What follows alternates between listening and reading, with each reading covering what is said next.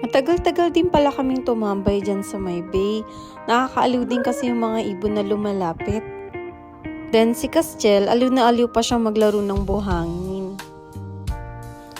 And dito nga pala kami sunod na pumunta sa Auckland Botanic Garden. Grabe, entrance pa lang dito, ang ganda-ganda na, super. Open na nga pala siya ng 8 AM hanggang 6 PM. Then wala kaming binayaran na entrance. Bawal bike, scooter, and pets sa loob. Buti na lang pwede yung stroller kasi for sure mapapagod talaga si Castiel. At hindi nga pala yung sikat ng araw ngayon, pero okay lang kasi ang lamig ng simoy ng hangin. Pwede ka nga rin palang sumakay sa tren kung tinatamad kang maglakad. Kasi look guys, so parang buong Taguig na yan sa lawak.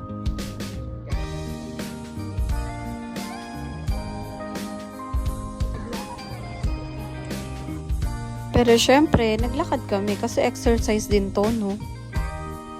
Hindi rin siya crowded, kaya nakaka-relax talaga.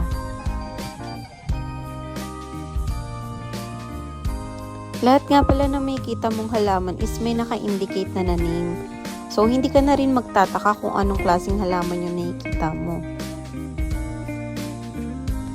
Grabe yung view, no? Parang sa painting mo lang may kita. Madami nga rin palang area dyan yung hindi ko na na-videohan. Mas nag-focus na lang kasi akong tumingin sa view kaysa mag-video.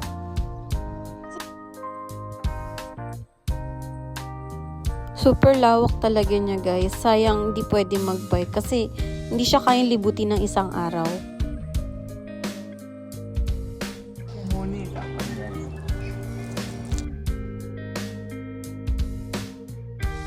Dito nga pala banda yung mga roses.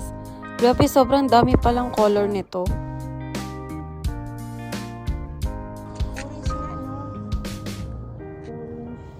Orange rose? First time ko makakita niyan. May nakita rin pala akong nag-uusap na bibe.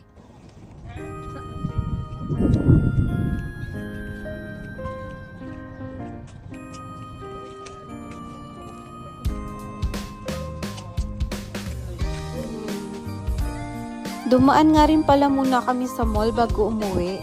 Bali dito na kami kakain ng lunch. Napansin ko nga rin pala sa mga malls and school dito is parang second floor hanggang third floor lang. Dumaan nga rin pala muna kami sa Starbucks kasi wala lang, for the clout lang. Char. Medyo uminit na rin kasi yung klima. At ayan na nga guys, ang kalat namin kumain. Pasensya na. After nga pala nun, saglit na lang kami nag-ikot-ikot sa mall. Nag-canvas nga rin pala kami ng TV kasi wala pa kaming TV sa kwarto. So balak namin maglagay para hindi naboboring si Castiel. And after nun, umuwi na nga kami. Super tindi na rin kasi yung sikat ng araw. Tsaka mga pagod na kami. Salamat sa panonood guys. Hanggang sa uli!